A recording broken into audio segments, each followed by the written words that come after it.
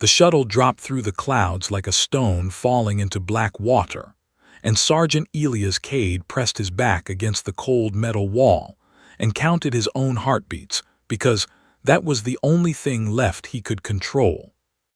The Drenari warden standing across from him was tall and thin, with an insectoid body that clicked and shifted with every movement of the shuttle, and his compound eyes reflected the red emergency lighting in 100 tiny mirrors, and he looked at Cade the way someone looks at garbage before tossing it out. Most exiles last 3 hours on Vareth 9, the warden said, and his mandibles clacked together in what might have been amusement. The jungle does not care what species you are, and it does not care what crimes you committed, and it certainly does not care that you are human. Cade said nothing, and he just stared at the warden with steady eyes that had seen worse things than an alien bureaucrat with a superiority complex, and he had seen cities burn, and he had carried children through smoke and rubble, and he had stood in front of 4,000 terrified refugees and told them he would not leave them behind. That was his crime, and that was why he was here.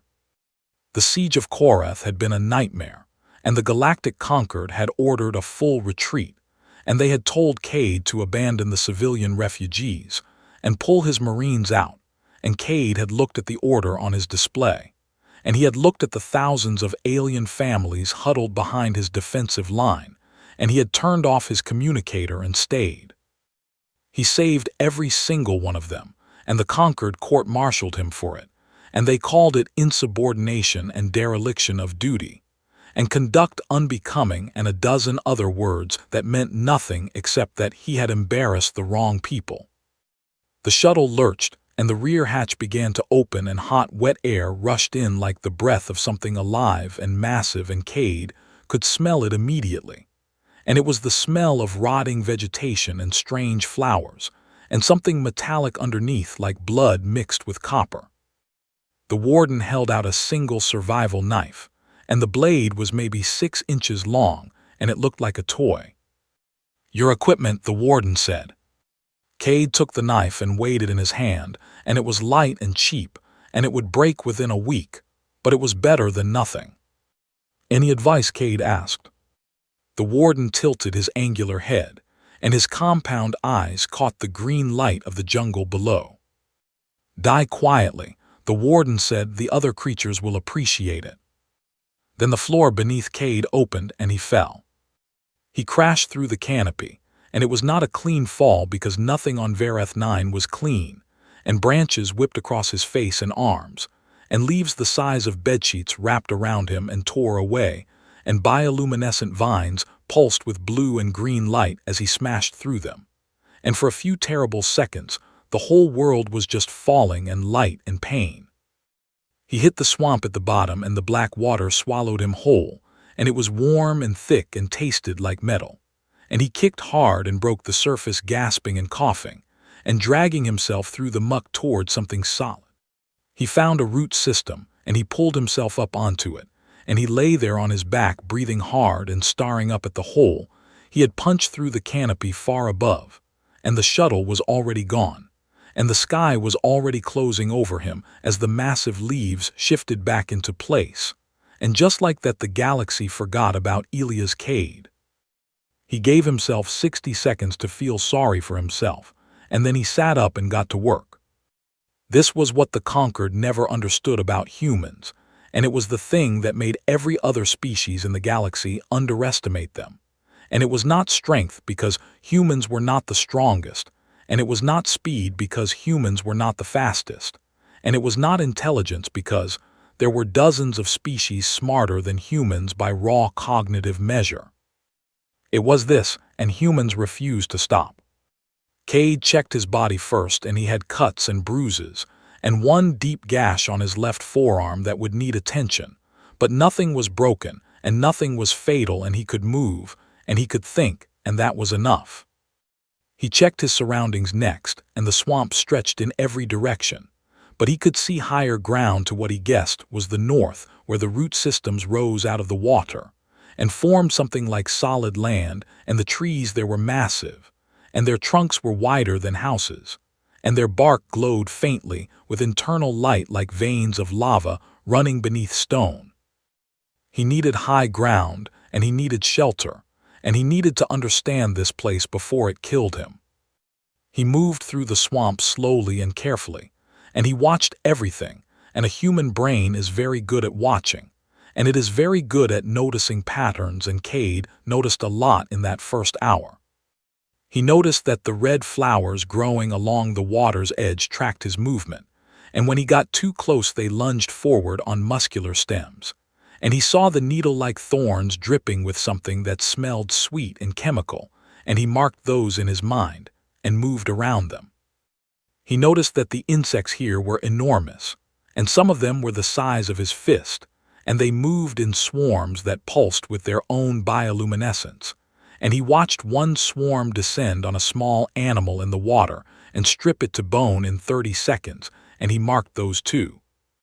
He noticed that certain trees hummed at a low frequency, and other creatures avoided them, and he filed that away as potentially useful, because anything that scared the local wildlife was either very dangerous or very protective, and both of those were worth knowing about. By the time the light filtering through the canopy began to shift from green to deep amber, he had found high ground, and he had built a shelter using broad leaves and flexible branches, and he had stripped bark from one of the humming trees and used it to create a perimeter around his camp, because nothing came near that bark, and it smelled sharp and astringent, and whatever chemical it contained was the closest thing to a security system he was going to get. He cleaned and bound his arm wound using strips torn from his shirt and sap from a tree that hardened into something like a natural bandage, and he found water dripping from a vine that tasted clean, and he collected it in a hollow piece of bark, and he ate a root that he tested first by rubbing it on his skin and waiting, and then tasting a small piece and waiting longer, and when nothing happened he ate the rest. He was cataloging and adapting and building and thinking, and talking to himself while he did it because that was an old habit from his years in the service, and he narrated his survival like a field report. Shelter established and perimeter secure and water source identified, and one food source confirmed and wound treated. He said to the empty jungle, day 1 and still alive, and let us see about day 2. The jungle did not answer him, but it was listening and he could feel it. Night came fast on Vareth 9, and when the light died, the jungle did not go dark because everything glowed, and the trees pulsed with soft light, and the insects traced glowing paths through the air, and the flowers opened and released clouds of luminous pollen that drifted like slow snow. It was beautiful, and it was alien, and Cade allowed himself one moment to simply look at it, and appreciate that he was standing on a world that no human had ever walked on before, and even if it killed him tomorrow, he had seen something that no one else would ever see the way he was seeing it right now. Then the jungle went silent. It happened all at once, and the insects stopped buzzing, and the night birds stopped calling, and the small creatures rustling in the undergrowth froze, and even the humming trees seemed to drop their frequency to something barely audible, and Cade felt the hair on his arm stand up, and every survival instinct he had screamed at him to be very still and very quiet. Something was moving through the canopy above him. He could not see it, but he could hear it, and it was big, and it moved with a slow, heavy grace that bent the massive branches without breaking them, and it was not clumsy, and it was not careless, and it moved like something that had never in its entire evolutionary history needed to be afraid of anything. It passed over him, and he did not breathe, and his hand gripped the cheap knife so hard his knuckles went white, and then it was gone, and the jungle slowly came back to life around him like a held breath finally released. Cade waited a full 10 minutes before he moved, and then he walked to the nearest ironwood tree and ran his fingers along the bark, and his blood went cold. Claw marks in 4 of them in a row, and they were carved 2 inches deep into wood that his knife could barely scratch. Something on this planet was built to kill everything it touched, and it knew exactly where he was. Cade looked up into the dark canopy, and he gripped his little knife, and he whispered to the thing he could not see. "All right then, and I guess we will do this the hard way." The jungle watched him, and somewhere in the dark, something with 4 glowing eyes watched him too, and it had never seen anything like him before, and it was curious. By the 3rd day, Cade had stopped thinking about rescue because rescue was never coming, and he had stopped thinking about the conquered because the conquered had already forgotten him, and he had stopped thinking about everything except the jungle, and the jungle was the only thing that mattered now. He had built a routine, and routines keep humans alive, because a human brain that has nothing to do will eat itself with fear and doubt, and a human brain that has tasks will keep pushing forward through almost anything. And this is something the galaxy has never fully understood about the species from the small blue planet in the unremarkable solar system. Every morning he checked his perimeter and repaired any damage from the night, and he gathered water from the dripping vines, and he checked his food supplies, and he went out to explore a little further than the day before, and he always came back before dark. He made weapons because the knife was already dulling, and he found volcanic glass in a rocky outcrop 1/2 kilometer south of his camp, and he napped it the way ancient humans had done for 100,000 years before him, and the blades he made were sharper than surgical steel, and they were fragile, but he could always make more, and this was another human trait that the conquered had failed to account for. Humans make things, and they never stop making things, and when their tools break they make new ones, and when they run out of materials they find different materials, and when the environment changes they change with it. And this is not intelligence exactly, and it is not creativity exactly, and it is something deeper and more stubborn than either of those words can capture. On the 4th day, he found the SciFy. The alien was lying in a hollow between 2 root systems, and his scales were dull and cracked, and his breathing was shallow and wet, and Cade could tell immediately that he was dying, and there was nothing that could be done about it. The SciFy was a reptilian creature about Cade's height with 4 arms and a long face, and his yellow eyes were clouded with pain, but they focused on Cade with surprise. "Human," the SciFy rasped, and his voice was a dry whisper. "I did not think any of you were sent here." "First one, I think," Cade said, and he knelt beside the alien and offered him water from his bark container. The SciFy drank slowly and painfully, and then he looked at Cade with something that might have been pity. "How many days?" he asked. 4. 4 days, and you are still healthy and moving and building," the SciFy said, and he made a sound that was probably a laugh. "The jungle tests you first, and it sends the small things to see what you are made of, and the insects and the flowers and the water and the heat, and most die here in the testing, and I have watched many die here." "How long have you been on Vareth 9? Cade asked. 2 years, the SciFy said. "I was a political prisoner, and I spoke against the conquered's expansion policies, and they sent me here to disappear, and I have been disappearing ever since." Cade looked at the alien's wounds, and they were deep and infected, and something had torn into him with tremendous force. "What did this to you?" Cade asked. The SciFy's clouded eyes widened slightly, and his 4 hands gripped the ground beneath him. "The jungle tests you," he said again. "And then the Valdra comes, and it always comes, and you cannot hide from it, and you cannot run from it, and you cannot fight it. And when it comes for you, then your time on Vareth 9 is over." "What is a Valdra?" Cade asked. The SciFy did not answer because the SciFy was dead, and his yellow eyes stared at nothing, and his 4 hands relaxed, and his scales settled flat against his body for the last time. Cade buried him because that is what humans do, and no other species on the exile planet had ever buried another exile, and it was not logical, and it served no survival purpose, and it cost energy and time that could have been spent on more practical things, but Cade did it anyway because some things matter more than logic. He buried the SciFy, and he said a few quiet words over the grave, and then he went back to surviving. On the 5th day he found the first track, and it was a footprint pressed into soft mud near a stream, and it was the size of a dinner plate, and it had 4 distinct toe impressions, each ending in a deep gouge where a claw had sunk into the earth, and Cade knelt beside it and studied it, and measured it against his hand, and felt something cold settle in his stomach. On the 6th day he found the kill, and it was a large herbivore that he had seen from a distance before, and it was the size of an elk, and it had armor plating along its spine, and it had been torn apart with almost casual efficiency, and the bones were scattered and the armored plates were cracked open like eggshells, and whatever had done this had not struggled at all. On the 7th day the Valdra came.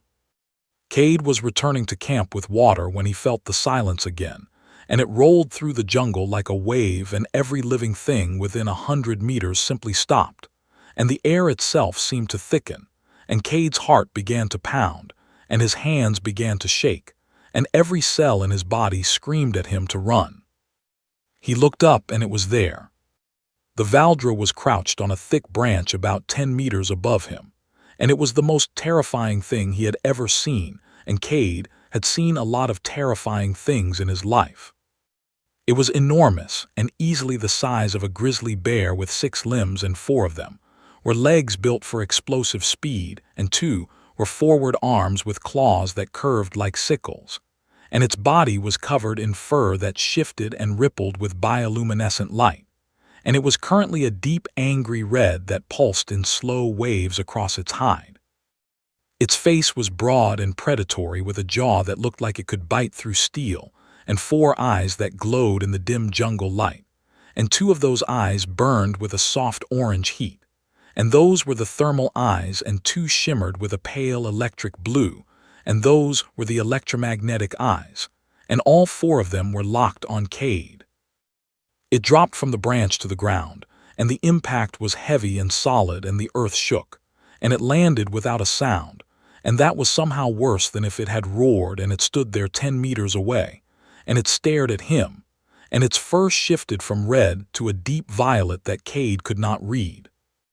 Cade's body wanted to run, and every nerve and muscle and instinct was firing, and flooding him with adrenaline, and his legs were trembling, and his vision was narrowing, and his breath was coming fast and shallow, and this was the fight or flight response that had kept humans alive on their own dangerous little planet for millions of years. But Cade did not run, and he did not fight, and he did something that no exile on Vareth 9 had ever done before. He stood still, and he looked the Valdra in the eyes, and he spoke. "Hey there," he said, and his voice was shaking, but it was calm, and it was steady in the way that a person's voice is steady when they have decided to be brave even though they are terrified. "I see you and you see me, and I think we have been watching each other for a while now." The Valdra tilted its massive head, and its 4 eyes narrowed, and its fur shifted from violet to something darker and more complex, and the bioluminescent patterns rippled across its body like thoughts made visible. Cade knew something about predators, and he had grown up on Earth where there were still predators, and he knew that you do not run from a big cat because running triggers the chase instinct, and you do not scream because screaming sounds like prey, and you stand tall and you make yourself known, and you speak in a steady voice, and you show the predator that you are not food, and you are not a threat, and you are something else entirely, and something it has not encountered before. The Valdra could feel his fear because it could read his bioelectric field, the way humans read facial expressions, and Cade's field was screaming with terror. But his body was not running, and his voice was not breaking, and his eyes were not looking away, and this contradiction was something the Valdra had never encountered before. In the Valdra's world, prey ran and predators attacked, and everything fell into one of those 2 categories, and this creature in front of it was afraid like prey, but stood like a predator and sp. Oak like neither, and it was something new. The Valdra circled him, and it moved slowly, and each step was deliberate and controlled, and it came close enough that Cade could feel the heat radiating from its body and smell the sharp metallic scent of its fur, and he could see the individual bioluminescent cells firing in waves across its hide, and he did not move, and he did not stop talking. "I am not here to hurt you," he said, And I think you could kill me very easily, but I do not think that is what you want, because if you wanted me dead, I would already be dead, and you have had a week to do it." The Valdra stopped circling, and it stood in front of him, and its 4 eyes studied him, and its fur slowly shifted from dark violet to a softer color, and something between blue and green, and it made a low sound deep in its chest, and the sound was not a growl, and it was not a threat, and it vibrated through the ground and up through Cade's feet, and into his bones. Then it turned and walked away into the jungle, and the bioluminescent patterns on its body flickered once like a sentence Cade could not yet read, and it vanished into the canopy without a sound. Cade's legs gave out, and he sat down hard on the ground, and he pressed his hands against his face, and he breathed, and his whole body was shaking now that the adrenaline had nowhere to go. "Okay," he whispered, "okay, that happened." That night he could not sleep, and he sat in his shelter, and he replayed every second of the encounter in his mind, and he thought about the way the creature had looked at him, and the way its colors had changed, and the way it had circled him, not like a predator sizing up a meal, but like a scientist studying something unexpected. Just before dawn, he heard a heavy thud outside his perimeter, and he grabbed his knife and crept forward, and what he found made him stop and stare. A fresh kill, and it was one of the armored herbivores, and it had been placed carefully at the edge of his camp, and placed was the right word because it had not been dragged or dropped, and it had been set down deliberately. A gift. Cade looked into the dark jungle, and somewhere out there 4 eyes glowed, and the Valdra was not hunting him, and the Valdra was studying him, and for the first time since his drop Cade felt something other than determination and fear. He felt wonder. Cade named her Sable on the 11th day, because by then he had learned that her fur defaulted to a deep black when she was calm and relaxed, and the name felt right. And it was a small human thing to do, but humans name everything because naming something is the first step toward understanding it, and understanding is the first step toward connection. She came back every day after the first gift, and each time she got a little closer, and each time she stayed a little longer, and Cade paid attention to everything she did because paying attention is what humans are built for. He noticed that her bioluminescent patterns were not random, and they followed rules, and the soft blue-green meant curiosity, and the deep violet meant uncertainty, and the warm amber meant something like contentment, and the sharp red meant danger or agitation. And these were not simple signals like a traffic light, and they were complex and layered, and they blended and shifted the way human emotions blend and shift.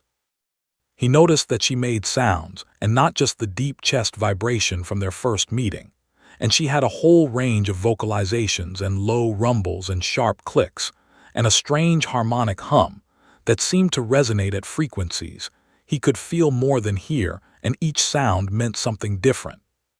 He noticed that she watched him the way he watched her, and when he built things she leaned forward and her eyes tracked his hands, and when he spoke she tilted her head and the electromagnetic eyes flickered with increased activity, and when he ate she sometimes mimicked the motion of bringing food to his mouth with one of her forward claws, and this was not instinct, and this was imitation, and imitation requires a mind. Cade began to build a language between them. He started simple, and he would hold up food and say the word and then offer it to her, and she would not eat human food, but she understood the gesture, and she began to pulse a specific light pattern whenever food was present, and Cade memorized that pattern. He would point to water and say the word, and she would pulse a different pattern, and he memorized that one too. He would signal danger by raising his hand and speaking sharply, and she already had a signal for danger, and it was a rapid red flash across her entire body, and so they had their first shared word. Day by day the vocabulary grew, and it was not a human language, and it was not a Valdra language, and it was something new and something in between, and it was built on gestures and sounds and light patterns, and the strange bioelectric sense that Cade could not replicate but could learn to respond to. He discovered that when Sable pressed her head against his chest, she could read his heartbeat, and his emotional state through the bioelectric field his body generated, and he could not do the same to her, but he learned to read her fur the way she read his body, and this was close enough. He shared his food with her even though she did not need it, and she brought him kills even though he had not asked, and he spoke to her constantly because humans process the world through language, and she listened, and her patterns shifted and rippled in response. And whether she understood his words did not matter because she understood his intent. No other species in the galaxy could have done this, and it was not because humans were smarter or stronger, and it was because humans are the only species that bonds with everything, and humans bond with animals and with machines, and with plants and with places, and with ideas, and this is not a weakness. And it is the most dangerous ability in the known universe because a human who has bonded with something will burn down the world to protect it. On the 18th day, Sable led him to a water source he had not found, and it was a clean spring bubbling up from volcanic rock, and the water was warm and mineral-rich, and it was better than anything he had collected from vines, and she stood beside the spring and pulsed a pattern he had not seen before, and it took him a moment to understand, and then he realized she was showing him something she valued, and she was sharing. On the 21st day, she warned him about a territorial predator, and it was a massive serpentine creature that lived in the lower canopy, and she placed herself between Cade and the threat, and her fur went solid red, and she made a sound that shook the air, and the serpent retreated, and Cade stood behind her with his volcanic glass blade drawn and his heart pounding, and he realized that she was protecting him, and not because he was her pet, and not because he was her possession, and because he was her. Responsibility.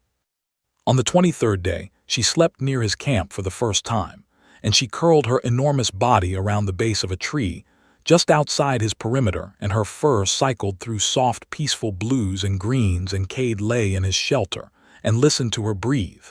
And for the first time on Varath 9, he felt safe. On the 25th day, he found Myra.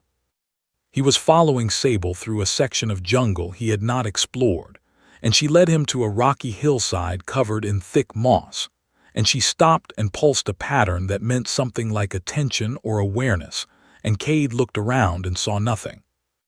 Then the rock moved, and what he had thought was a moss-covered boulder shifted and revealed a narrow entrance to a cave system, and a figure emerged from the darkness, and she was human, and she was thin and dirty, and her hair was matted and her eyes were wide and wild, and she held a makeshift spear pointed at his chest.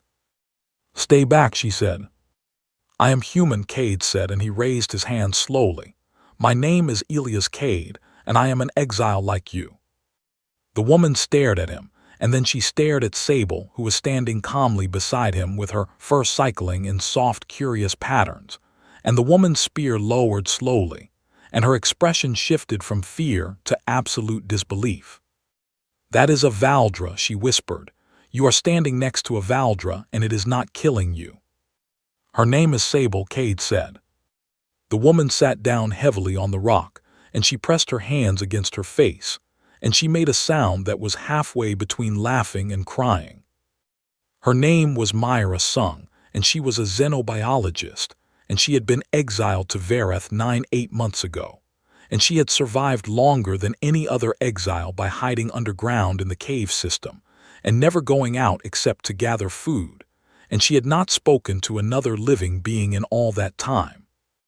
Her crime was knowledge, and she had studied the Valdra using remote sensor data and deep-range biological scans, and she had writ in a paper that proved the Valdra were not animals, and they were a nascent sapient species with complex social structures and communication systems, and emotional intelligence that rivaled many established galactic civilizations. The Conquered had classified her research, and then they had destroyed it, and then they had destroyed her career, and then they had sent her here to die because a sapient classification for the Valdra would make Varath 9 illegal as a penal colony, and the Conquered would lose one of its most effective tools of political control. "I have been watching them from a distance for months," Myra said, and her voice was hoarse from disuse. "I have seen them interact and communicate and grieve and play, and I have seen things that would rewrite every xenobiology textbook in the galaxy, but I could never get close, and no one can get close, and the Valdra kill everything that approaches them." She looked at Cade and then at Sable, and her eyes were wet. "Except you," she said. "How did you do it?" Cade thought about that for a moment, and he looked at Sable, and Sable looked back at him with 4 steady glowing eyes, and her fur pulsed with a warm amber light. "I just talked to her," he said. "I stood still, and I talked to her, and I was scared. And she knew I was scared, but I did not run, and I think that mattered, and I think she had never met anything that was afraid of her, but chose to stay anyway." Myra shook her head slowly, and there was something like awe in her expression. "Do you know what you have done?" she said. "Do you understand what this means?" "I made a friend," Cade said. "You bonded with an apex predator on a death-class world." Myra said, "A creature that the Galactic conquered classified as an extinction-level organism. And you taught it to trust you, and it taught you to trust it. And this has never happened before, and not on this planet, and not anywhere in the recorded history of the galaxy." She paused, and she wiped her eyes, and she looked at Sable again. "She is not just any Valdra," Myra said quietly. "I have studied their social dynamics from a distance, and I recognize her markings, and she is young, and she is important, and in their hierarchy, she is what I would call a matriarch designate, and she is being tested by her pack." "Tested how?" Cade asked. "Each potential matriarch must prove herself," Myra said, "and one of the tests is the hunt, and a new exile arrives, and the matriarch designate is sent to kill it, and it is a rite of passage." Cade looked at Sable, and Sable looked back, and her 4 eyes were calm, and her fur was soft and warm. "She was supposed to kill me," he said. "Yes," Myra said, "and instead she chose you, and in Valdra society this is an extraordinary act, and it means she has declared you pack, and it means she has staked her status and her future on you, and it means that wherever she goes you belong, and whoever threatens you threatens her entire line." Cade reached out and placed his hand on Sable's broad head, and her fur rippled with light at his touch, and she pressed into his palm, and made the deep harmonic hum that he had come to understand, meant something very close to what humans would call happiness. "Can you show me?" Cade asked Myra. "Can you show me where they live?" Myra hesitated, and then she nodded, and Sable turned and began to walk, and Cade followed, and Myra followed him, and they moved through the jungle for an hour until the trees thinned, and they came to the edge of a massive clearing, and Cade looked down and his breath stopped. Below them was a Valdra settlement, and there were dozens of them, and they moved through the clearing in groups and families, and their bioluminescent fur created a living light show of color and pattern, and some of them were using crude tools to dig and shape, and others were gathered in circles, and their light patterns cascaded from one to another in waves like a conversation made of color. And somewhere in the middle of it, all a group of young Valdra were playing, and they chased each other and tumbled, and their fur blazed with joy, and it looked like every playground on every world Cade had ever seen. "My God," Myra whispered, and her voice was barely audible. "They are not becoming sapient, and they already are."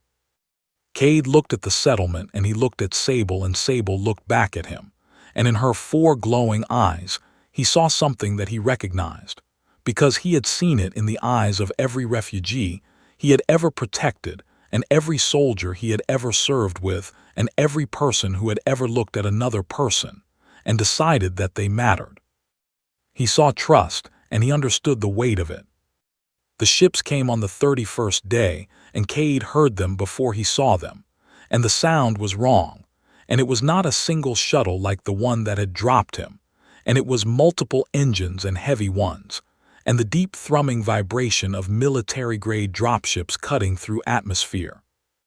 He was sitting at the edge of the Valdra settlement, where he had been spending his days learning and watching, and Sable was beside him, and her fur suddenly went sharp red. And every Valdra in the clearing stopped what they were doing and looked up, and the light patterns that rippled through the group were fast and alarming, and Cade did not need Myra to translate them. fear and anger and warning. Cade stood and he looked at the sky, and through a gap in the canopy, he counted 6 dropships in tight formation, and they were Conquered military, and he recognized the configuration, because he had served on ships exactly like those and they were troop carriers, and each one held 40 soldiers, and that meant 240 armed personnel descending on a jungle full of exiles and animals that the Conquered had decided were inconvenient. Myra came running from the cave where she had been organizing her research data, and her face was pale. "They know," she said. "They know about the Valdra, and they know my research survived, and they are here to bury it." How? Cade asked. "It does not matter how," Myra said. "What matters is what they are going to do, and I have seen this before. And the Conquered does not send 6 military dropships to arrest 1 exiled scientist. And they are here to sterilize this region and kill everything in it. And they will call it a containment operation. And the Valdra settlement and every living thing within 50 kilometers will be gone, and no one will ever know they existed." Cade looked at the settlement below, and the Valdra were moving now, and the adults were herding the young toward the center, and the elder was standing at the perimeter, and he was the largest Valdra Cade had ever seen, with scarred hide and 1 blind eye, and his fur blazed with deep crimson patterns that pulsed like a heartbeat, and he was old, and he was fierce, and he had survived everything this jungle had thrown at him for decades. But he had never faced orbital weapons and armored soldiers with plasma rifles and incendiary drones, designed to burn a forest to ash. Cade looked at Myra, and Myra looked at him, and she could see it in his eyes, and she already knew what he was going to say. "No," she said.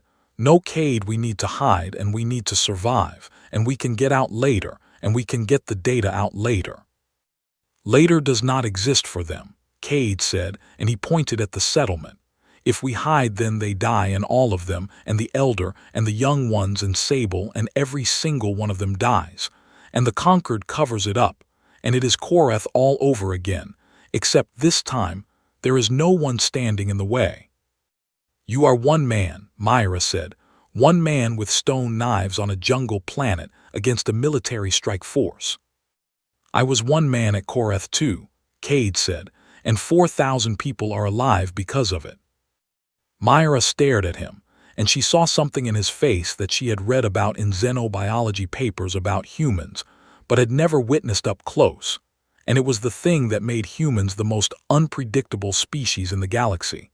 And it was not rage, and it was not madness, and it was a calm, absolute certainty that some things are worth dying for, and the willingness to act on that certainty without hesitation. "You are insane," Myra said. "Probably," Cade said. "Are you going to help me or not?" She helped him. Cade spent the next 6 hours becoming something that the Conquered had trained him to be, and then punished him for being, and he became a soldier again. He knew this jungle, and he had spent weeks mapping it in his mind, and he knew every path and every choke point and every dangerous plant and every territorial predator and every water crossing and every cliff face and every cave, and he knew the terrain better than any satellite scan and better than any tactical AI, and he knew it because he had walked it and lived it and bled on it. He set traps, and he used the jungle itself as a weapon, and the red flowers with the needle thorns became perimeter defenses, and he transplanted them to narrow pathways where soldiers would have to walk in single file, and the swarms of carnivorous insects could be attracted to certain areas using the scent glands of dead animals, and he placed those scent markers along the likely approach routes, and the serpentine canopy predators were territorial and aggressive, and he deliberately disturbed their nesting sites along the eastern ridge, where the dropships would most likely deploy ground forces. He made weapons, and not just his volcanic glass blades, but deadfalls and pit traps and tripwires made from braided vine that were strong enough to snap a leg, and spring-loaded stakes that would punch through light armor. And he built them fast, and he built them well, because human hands are very good at building things that hurt. But the most important thing he did was talk to Sable. He could not explain military tactics in their shared language, and the concepts were too abstract and too human. But he did not need to explain tactics, and he needed to explain one simple thing. Danger is coming and we fight or we die. He showed her the ships in the sky, and his bioelectric field was flooded with fear and determination. And she read both, and her fur went dark and complex, and she pressed her head against his chest, and felt his racing heart, and she understood. Sable turned to the settlement, and she did something Cade had never seen before, and she stood tall on her hind legs, and she opened her massive jaw, and she made a sound that was not a roar and not a scream, and it was a cascading harmonic call that resonated through the ground and through the air, and through the bodies of every Valdra within range, and her bioluminescent fur blazed with patterns so complex and so fast that Cade could not follow them. She was speaking to her people, and she was telling them what Cade had told her, and the message rippled through the settlement like a wave of fire. The Valdra responded, and their fur blazed in unison, and the sound they made together shook the trees, and Cade felt it in his bones. And it was not the sound of frightened animals, and it was the sound of a people preparing to defend their home. The conquered forces hit the ground at dawn, and Commander Dreth Vosk led them personally, and he was a career military officer with augmented reflexes and powered armor, and he had executed a dozen operations like this, and he expected it to be simple and fast and clean. It was none of those things. The first squad walked into the needle flower corridor, and 6 soldiers went down in 30 seconds screaming and clawing at thorns buried in their skin, and the toxin was not lethal, but it was agonizing, and it took those soldiers out of the fight completely. The second squad triggered a deadfall on the eastern ridge, and 2 tons of rock and timber came down on their position, and the squad leader called for air support, and the response was delayed, because the canopy was too thick for accurate targeting. The third squad made it further into the jungle, and they were moving in tactical formation and scanning for threats, and their sensors were calibrated for technology and energy weapons, and they were not calibrated for 600 kilograms of bioluminescent predator that could shift its fur to perfectly match the jungle floor. Sable hit them from above, and she dropped out of the canopy like a falling star, and her claws went through powered armor like it was paper, and she was gone before they could aim, and the soldiers fired wildly into the jungle and hit nothing, and then 2 more Valdra came from the sides, and the squad broke and ran. Cade moved through the chaos like a ghost, and he knew where every trap was, and he knew where every Valdra was, and he directed the fight not through technology or communication devices, but through the bond he shared with Sable, and Sable communicated with the pack through the light song, and the pack moved in coordination, and it was not human military tactics, and it was not Valdra hunting behavior, and it was something new and something devastating. Vosk lost 30 soldiers in the first 3 hours, and he had not even seen the enemy, and he was furious. He pulled his forces back to the landing zone, and he made a decision that Cade had been afraid of from the beginning, and he called for orbital support, and the strike cruiser in orbit above Varath 9 began charging its weapons, and the targeting data was fed from the field command post that Vosk had established on a cleared hilltop 2 kilometers from the settlement. One orbital strike and the entire region would be glass, and the Valdra, and the jungle and the evidence and everything would be gone. Cade was crouched in the canopy with Sable when Myra's voice came through the crude communication system they had rigged from salvaged conquered equipment. Cade, they are calling in an orbital strike, and the command post is transmitting targeting coordinates right now. And if that signal reaches the cruiser, then nothing I can do will matter and everyone dies. Cade looked at Sable and Sable looked at Cade, and 4 glowing eyes met 2 human eyes, and in that moment they understood each other perfectly and completely, and without a single word or light pattern or bioelectric signal. The command post was 2 kilometers away, and it was surrounded by Vosk's remaining soldiers, and it was the most heavily defended position on the planet, and getting there would require crossing open ground and enemy lines, and it was suicide. Sable lowered her body and she looked at Cade, and she shifted her weight and she waited. Cade climbed onto her back and his hands gripped the thick fur at her neck, and she adjusted her gait beneath him, and he could feel her muscles coiling and her heartbeat thundering, and she was afraid and he was afraid and they were afraid together. "Let us go save the world," Cade whispered.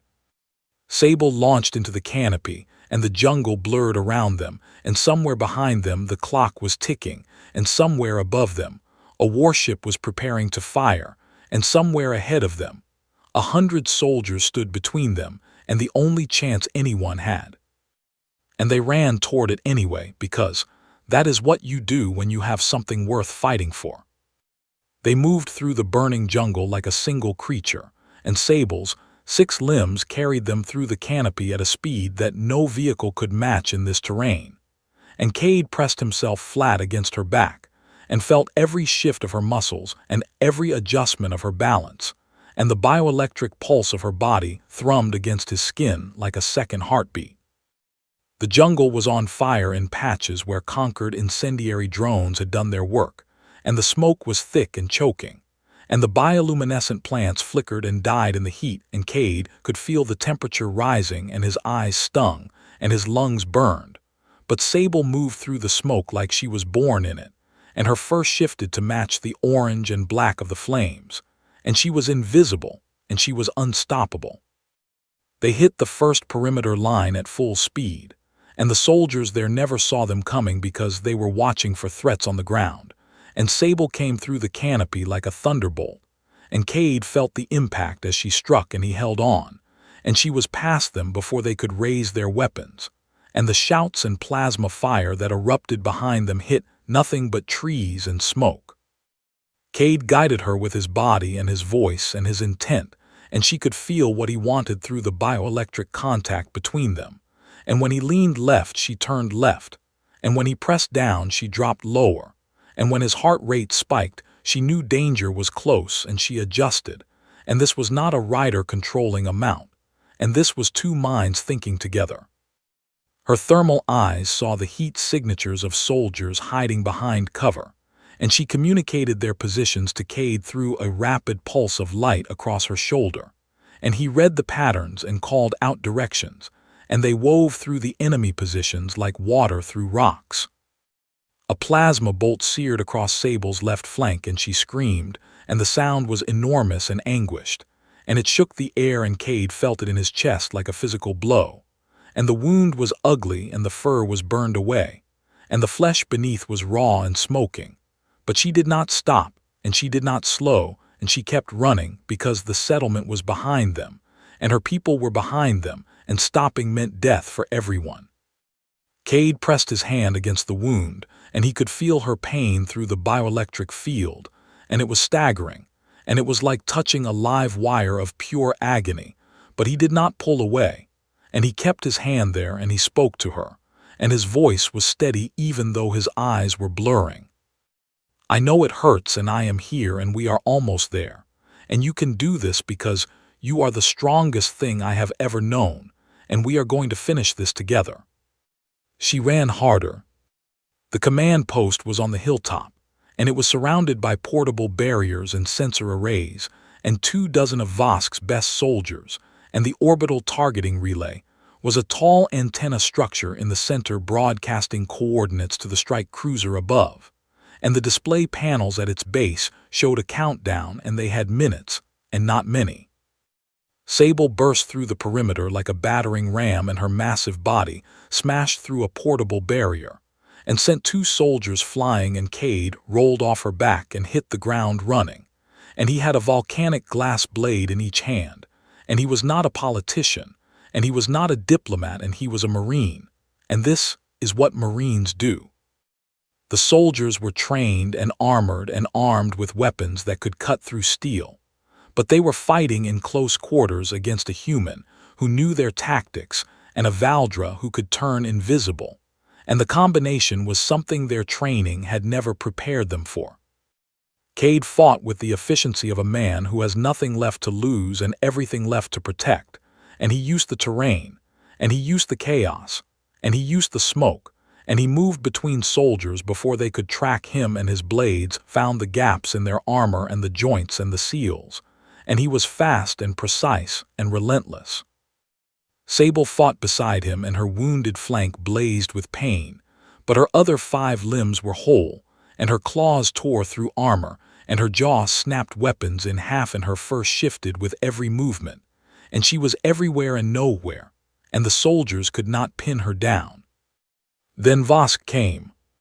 The commander stepped out of the command post structure, and he was everything the Conquered had made him, and he was tall and armored in heavy-powered battle plate, and his cybernetic enhancements made him faster and stronger than any unaugmented human, and his eyes were cold and calculating, and he looked at Cade, and he looked at Sable, and he saw an exile and an animal, and he felt nothing. "This changes nothing," Vosk said. "The strike will fire in 4 minutes, and you cannot stop it, and everything you have done here is pointless." Cade was bleeding from a dozen cuts, and his body was exhausted, and his hands were shaking, but he looked at Vosk and he smiled, and it was not a pleasant smile. "4 minutes is a lot of time," Cade said. Vosk attacked, and he was fast and brutally strong, and his augmented fist hit Cade in the chest, and Cade felt ribs crack, and he went down hard, and the world went white with pain, and he could not breathe, and Vosk stood over him and raised his armored boot to crush his skull. Sable hit Vosk from the side, and her full weight slammed into him, and even his powered armor could not keep him upright, and they went down together in a tangle of claws and metal, and Sable's jaws closed on his arm, and the armor cracked, and Vosk screamed and threw her off with augmented strength, and Sable tumbled, and her wounded flank hit the ground, and she howled. Cade got up because getting up is what humans do, and it does not matter how many times they go down.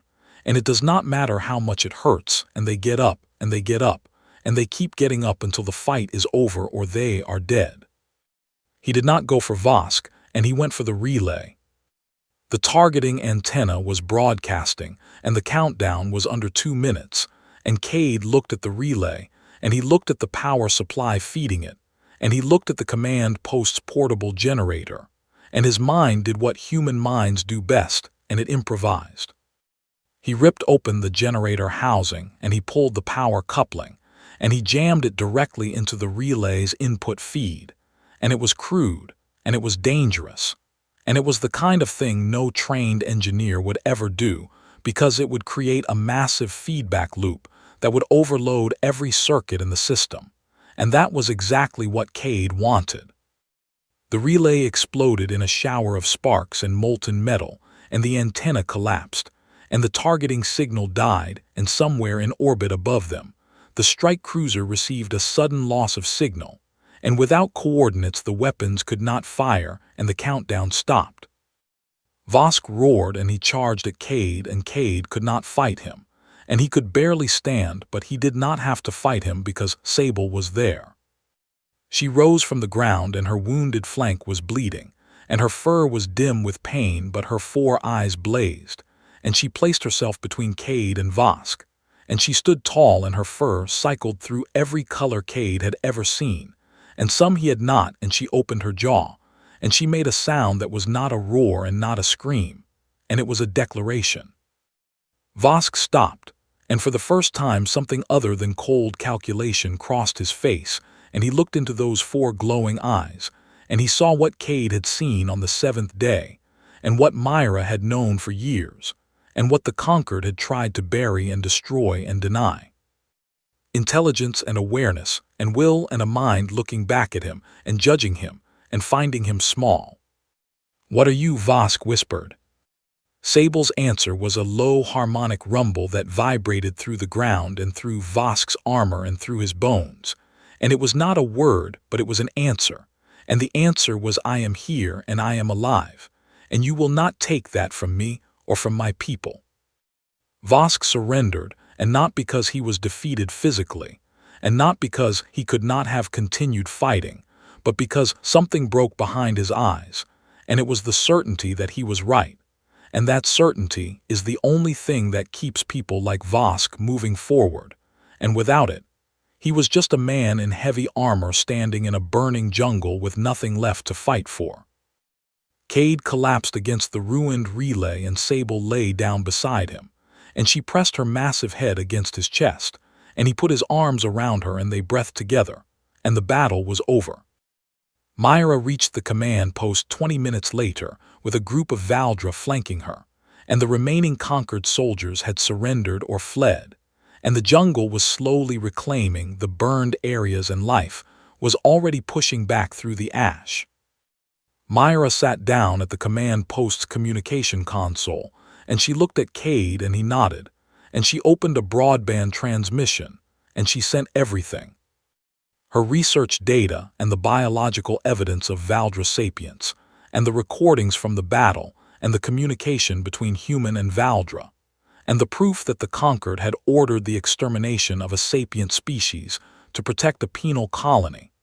And she sent it everywhere, and to every news network and every independent journalist and every xenorights organization and every rival government in the galaxy.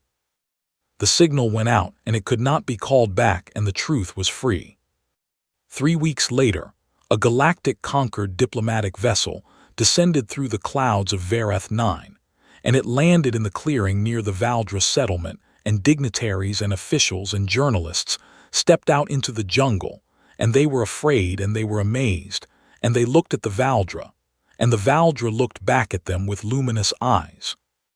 The conquered was forced to reclassify Vareth 9 as a protected sapient homeworld, and the penal colony was officially disbanded, and every surviving exile was offered repatriation, and the Valdra were recognized as a sovereign species under galactic law.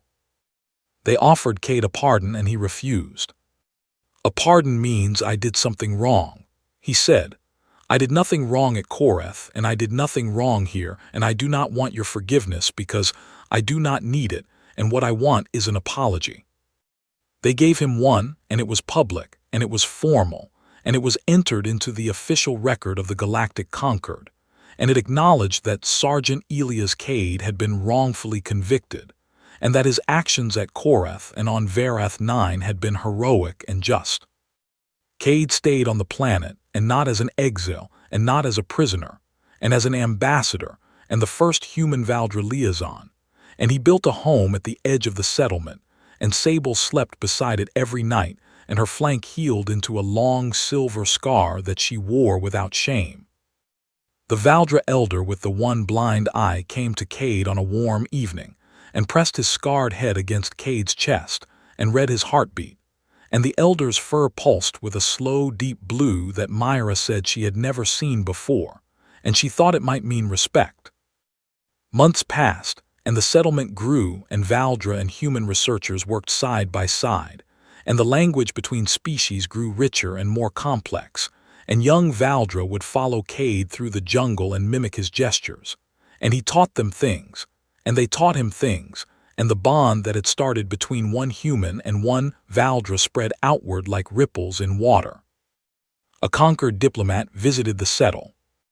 Ament and she stood at the edge of the clearing and watched Cade, sitting in the amber light of dusk with Sable beside him, and her fur cycling through soft, contented greens and blues, and young Valdra playing nearby in cascading waves of color and light. The diplomat turned to Myra, and she asked the question that the whole galaxy was asking. How did he do it, and how did one human survive a death world and bond with its deadliest predator and stop an army? Myra watched Cade, and she watched Sable lean her massive head against his shoulder, and she watched him scratch behind the Valdra's ears the way you would scratch behind the ears of a dog, except this dog weighed 600 kilograms and could bite through titanium, and she smiled.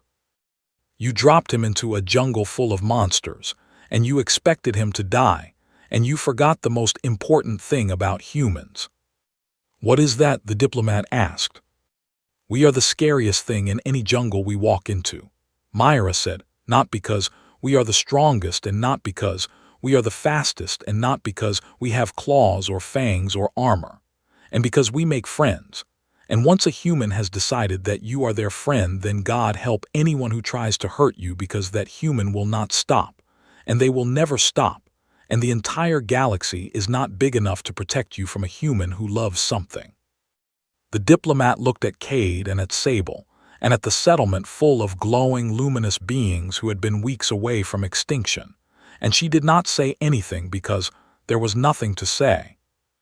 The jungle sang around them, and Sable's fur pulsed with light, and Cade sat in the place where he was supposed to die, and he was home. And somewhere in the vast, uncaring galaxy, a message was spreading from world to world and species to species, and it was not a warning and it was not a threat, and it was a simple truth that every civilization would eventually learn. Do not send a human to die alone, because they will not die and they will make friends with the monsters, and they will burn your army and they will change the world, and they will do it all with nothing but stubbornness and love, and a cheap knife, and the absolute unshakable refusal to abandon anyone who needs them. That is what humans are, and the galaxy was only just beginning to understand it.